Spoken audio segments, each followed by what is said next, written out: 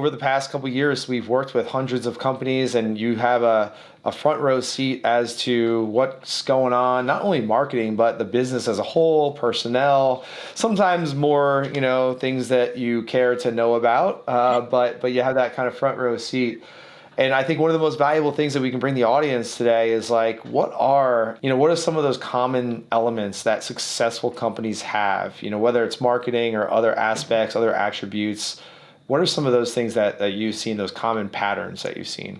I'll name a few. One of them is definitely going to be the companies who have an extremely clear vision for where they're going, who have very clear core values and a solid buy-in from the team, meaning every individual salesman, everybody who, does labor for your team, whether that's in-house or a sub, everybody that you're working with, admin and out in the field, has buy-in on whatever that vision is so that everybody's clear. That's hands down the most, in my opinion, the most important thing.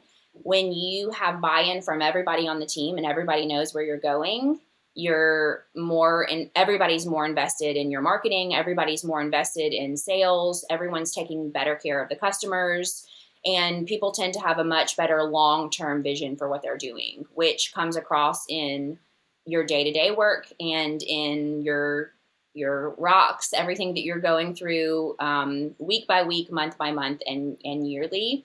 And one of the things that's interesting is I see, this is an industry that has a lot of turnover in terms of both people who are actually doing labor and then in salespeople.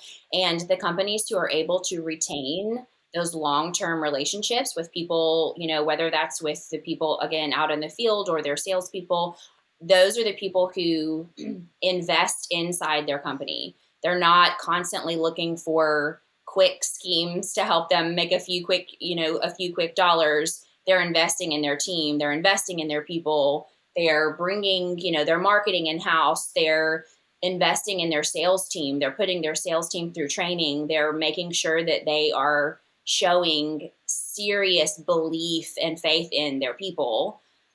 Because as we know, people who feel like the people around them really truly believe in them, they're going to do more. And they're going to stick with you in the times when things get a little rough. And in this industry, for sure, they can in any industry. But belief in your team is super important. So having that long-term vision, whether it's just in your business plan or in these terms, since this is what we're talking about in your marketing, that's extremely important.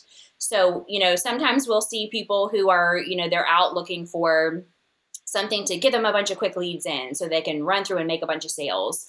And that's fine. And, we can certainly help you do that. However, the people who have the most success year after year after year are the ones who apply the principles in-house over and over and over again. They do it daily. So these are people who are both running ads, paid ads, across their social media, and the people who are building their brand. They're, they've got their gear branded, they've got their trucks branded. They're really fully invested in their brand and they're proud of it. Their core values are all over their offices. They're all over their content that they're putting out everywhere so that they really are a team. They're not just a bunch of individuals out to, make a quick dollar. They're really a true team all working together. So, those are pretty broad things there, but hands down, those are the people who find the most success and, in my opinion, keep it long term. That is awesome. We could end the podcast here if we needed to. Like that's so important.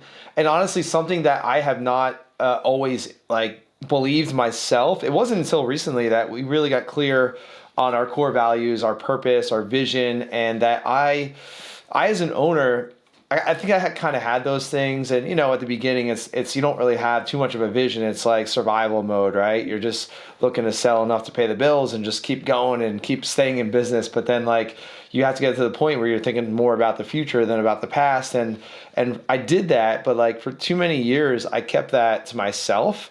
And for whatever reason, I just kind of had this guard up. And even with the team, it was okay, you guys here's what we're doing, but you guys do your thing. But now I've become, over the past few months, more transparent about, hey, this is the vision.